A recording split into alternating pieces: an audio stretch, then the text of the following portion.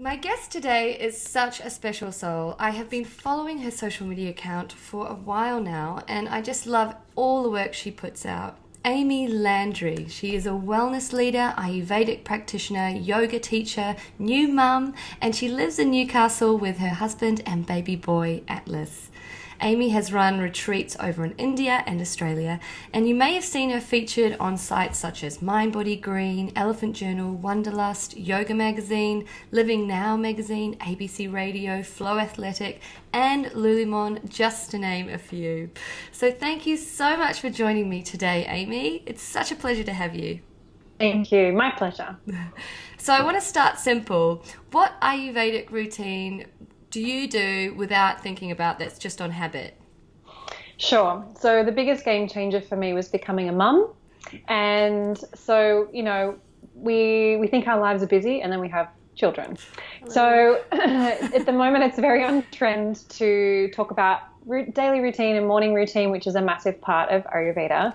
And my constitution being Vata Pitta, certainly, we all benefit from it, but me in particular. So becoming a mum has made me really streamline the things that I do. So it's incredibly simplified. So the imperative things that make me feel like I've at least done something for myself and my health to set up my day would be consistently waking up, and I'm always awake at 6, which in Ayurveda we always recommend, but that's thanks to my little boy anyway. He's an early riser, so he's my alarm clock. But waking up before 6 o'clock. And then the really simplest things, so tongue scraping, first and foremost, before consuming any beverage or anything like that, prime the digestive system, and brushing my teeth, of course, again, just cleaning out the mouth, and elimination, so going to the toilet, and then I make just a warm, so it used to be fancy, it used to be really nice, warm lemon honey ginger tea or herbal tea of some kind right from scratch, but now it's literally boiling the kettle and pouring a glass of warm water and just having a glass of warm water. That's it's like delicious. keeping everything, and it's beautiful. And so that just really primes my digestive system. Occasionally, if I am organized and all over it on the good days, I will actually prime my morning routine the night before. So I actually do a big flask of hot water with some freshly grated ginger and so forth. Sometimes I put cumin or coriander seed or fennel seed in there as well, again depending on time and how organized I am, but then that's ready to go the next day. So they're the essentials. I know that's really simple. And then having obviously a really easily digestible breakfast, a seasonal breakfast. I really like to encourage people to focus on the concepts of Ayurveda that are applicable according to the seasons rather than getting too attached to their constitution. So the food that we consume and the beverages that we consume and how much and that kind of thing are really seasonal for us. And for those of you listening, when I say seasonal, I don't just mean what's in season at the farmer's market. I mean like according to the climate and the temperature and the quality of the air, the dryness or humidity and so forth. So this is a really great way to stay in tune with what's going on around us. And so just selecting foods that are appropriate. And so that's what I do. So I don't have a set breakfast. It just really depends on, day by day. Totally.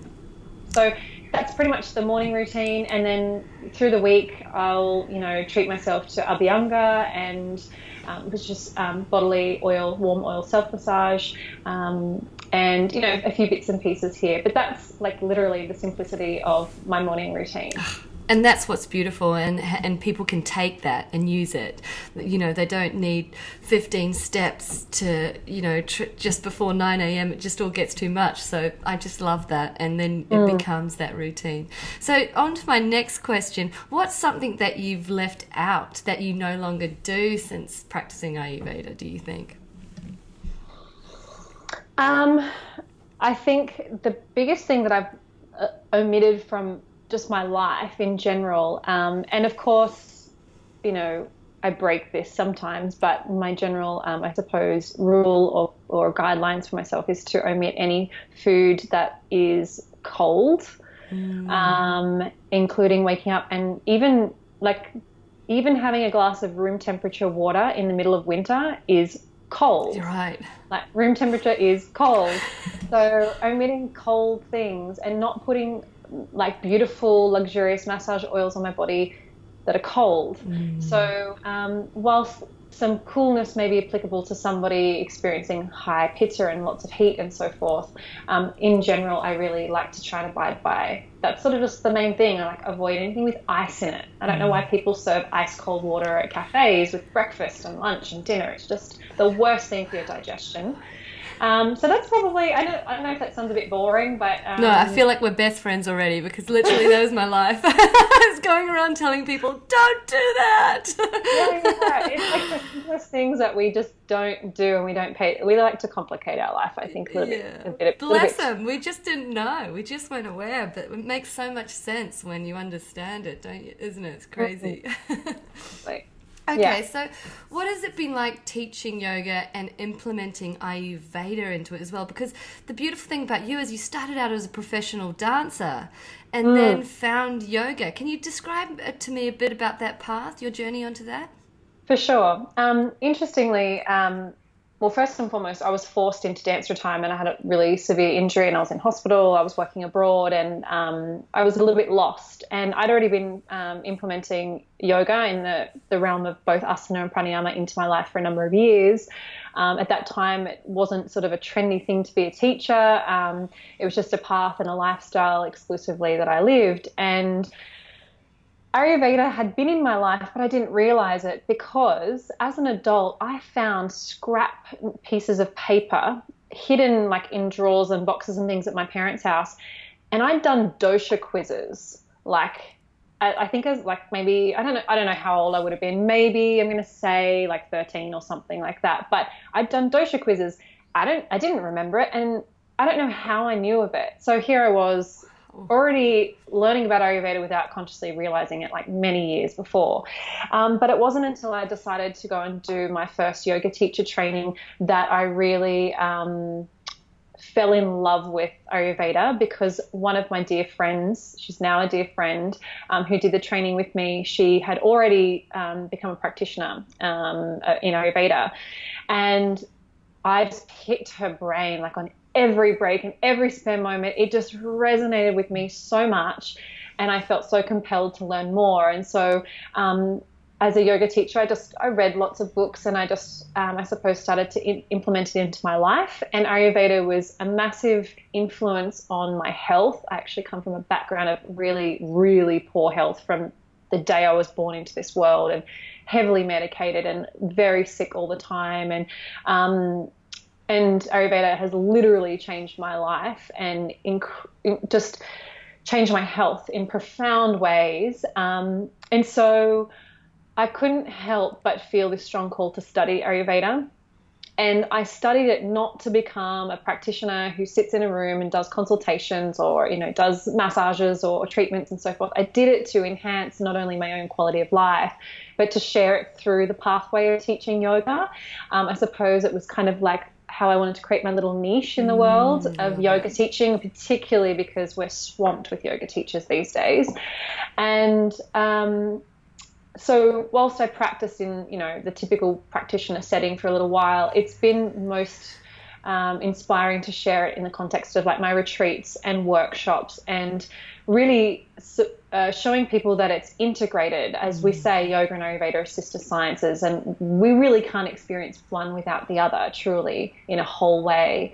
So that's, I suppose, the way that I really like to share Ayurveda. I mean, I speak about Ayurveda at events and things like that, exclusively, but the principles of Ayurveda are so applicable to yoga postures and the breath work that we do, seasonal practices. And this is imperative, and this is not really taught, and so I tweak my sequences and my teaching in studios and classes and retreats depending on the season and the time of the day and all these things. And whilst that may not be commercially what is most popular, my mission of being a yoga teacher originally was to serve people and help change their life in a very multifaceted way. And sometimes people want what's not necessarily best for them. We always see those really crazy pitta types in the front row in a hot yoga class going hard and fast. How? So it's just, we kind of exacerbate this cycle. So as a yoga teacher, it's our responsibility to serve people in a way that really helps them to heal and harmonize their life. And it's about then what they experience when they're in the yoga room, if you will, how that then translates into daily life. So yeah, that's awesome. What a shining light you are, because it's so needed. It's so needed, bringing that into the yoga classroom and to be able to share all that knowledge. People must be just drinking it up. It's so great. So now I want to move on. I relate with you a lot because we're both new parents, and I understand that 180-degree pivot it does on your lifestyle. So can you describe or tell me, what do you think the magazines don't tell you about parenthood? You can let it rip. You know what? I think learning about the foundations of Ayurveda is so powerful in helping to raise a child. And I mean, I'm no expert here. I've got a 17-month-old, but when I first gave birth to him, I mean, I was in a whirlwind of sleep deprivation, which all parents experience, particularly in that first 12 months. But we were at that real extreme end of sleep deprivation, he was waking every 45 minutes at night, even at 9 months of age. So I was a zombie, right? Wow. So that's why I think my Ayurvedic practices have just been so simplified. It's like you do what you can do and you don't expect too much of yourself. But in hindsight, I think I look back and I didn't use the knowledge that I have initially. I have the most Vata child in the most beautiful way, like in all the good ways and all the not so good ways. Like, here's this Vata kid, this Vata baby, and I didn't implement what Vatas need, which is routine and regularity. And a lot of parenting journals say, regularity and routine's great, and then a lot of people say, go with the flow, let your baby lead the way. And I think, well, isn't that relative to maybe a child's constitution? Maybe it's not about following their lead, but understanding the options and figuring out what's best for our child in what their needs are. And so I look back and I wish I had implemented more regularity and more routine. I gave him lots of warm oil massages, heaps as a baby, but I actually wish I had done it more. But now when I feed him, he weaned off breast milk at 16 months, so not long ago, but he's been on solid food since 7 months as well. And integrating food that is appropriate to not only the seasons, but his constitution. And so I think, every mother out there will agree, it's not black and white how we raise each child, but we can be very empowered looking at the principles of Ayurveda and applying that to our children. And he's a Vata baby. He doesn't sleep very well. He's very creative and airy, and he's very skinny, and he can't put on weight very easily, even when he eats a lot. And I think that now, perhaps because I'm sleeping more, I've got this common sense now, this wisdom that's kind of coming through and going, okay, how can I raise this child? And so I think that's been amazing. And also with myself, my husband and my child, between the three of us, how can I help us all implement food and practices that kind of will help us all, even though we're all actually slightly different constitutionally and stuff like that, which just comes back to living seasonally again. But I've had my moments of feeling, I guess you could call it resentment, because I can't do all the practices I need.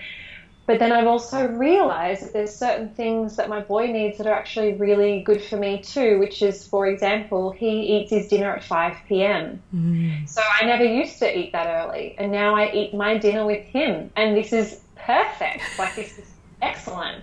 This is what we want in Ayurveda, is to eat an early dinner. And so my food times are now really ideal. And so it's about working with your child to find the practices and principles that you can work with. So true. And I think they're one of our biggest teachers, and I've really come across that recently of they trigger us what our dormant triggers are too, you know, what stuff that we haven't kind of processed or pulled the little weeds out of, they show them straight away. And I love that. So do you see that? Do you resonate with Atlas being one of your many teachers in life? Of course. You know, he teaches me patience, and I mean, any parent would say the same thing. Maybe that means I have less patience for other people, though, I don't know. But my biggest aha watching him is that we can only be neutral and raise our child with full presence when we have dealt with our own stuff and we've dealt with our own patterned behavior and responses. And I'm very conscious of, I've been doing the work for years, and the work's never done. Don't get me wrong. Got so much work to do, but right, yeah. Over the years, I've recognized pattern behavior that has been just ingrained through experiences of my childhood and that kind of thing. And by letting those come to the surface, by acknowledging them, but also clearing shame and those kinds of practices help us to then be able to parent from a place of more neutrality. And this is certainly a work in progress. But that's something that I'm really studying, the self-study at the moment. That's really present in my life right now with relationship to the things that I'm reading as well. And and just how I'm watching my own behavior. And I've got so much work to do, but being conscious of this and being aware of it is the start of it all. Okay. And he's still young, and I don't know what it is. They say kids are most influenced in the first 3 years of life or something like that. Oh, great. But it's not too late, you know, for me. So, and, you know, my husband and I talk about it, and we've been talking about it a lot lately, and about how we really actually need to work on our own stuff and things that we've held on to since childhood and, you know, teenage years or whatever, our fears or our responses and reactions. And when we can clear those, that true sense of self-development, that helps us to become more effective parents. I think that's the intention anyway. Yeah, no, totally. I completely agree. It's beautiful. It's really beautiful. So moving on to, I would love to know, how do you juggle that work-family balance? Oh, I don't know if I I juggle it. The balls drop sometimes. But we got a cleaner. That's nice. One thing. Like, I'm just talking about practical stuff here. Yes. We got a cleaner. And we didn't get a cleaner until I think Atlas was maybe 9 or 10 months old. You know, when they start throwing food everywhere and they run everywhere and pull everything down, and it just becomes a lot more full on. But then we stopped for a couple of months, and then we started up again because I had a bit of like guilt, and I was like, oh no, it's not right. I should be doing that. And then putting him into family daycare, which was really not that long ago. He started, and he's doing great. He's in there 2 days a week, and he loves it. It's actually really good for him, and it's only a couple of other kids. But those two things have really made life easier for me because my husband works 5 to 7 days a week, so a lot. So everything has fallen on me, and I've still been working as well and teaching yoga and speaking at events and doing my yoga teacher mentoring and you know, paying the bills, cleaning the house, doing the laundry, super stuff, trying to do it all. And I did start to get really frustrated and angry that this was all falling on me. And so I was like, stuff it. Like, if we have to spend the money, and I know it might sound like a luxury, we're not rolling in it by any means, but we prioritize a cleaner every fortnight. And then we found a really sweet family daycare, and we did 1 day a week first, and then we increased it to 2. And so those external things that are very helpful, but also sincerely making an effort to go to bed early makes a big difference. Makes a really big difference because you get really cranky when you're tired, and then it's everybody else's fault when you're tired. But then when you're well rested, you're just able to cope. So sleep is king. It is As a king. parent, if anyone's listening, you're not a parent, just sleep. Sleep is king. I'm not telling you to sleep all day. Just sleeping 8 hours a night is like the biggest gift. It's a golden luxury. I know. And I remember somebody telling me that before I was about 2 weeks off giving birth, and someone said, just sleep. And I was like, who are you to tell me to sleep? I'll do what I like. And then I was like, I was an idiot. I should have slept.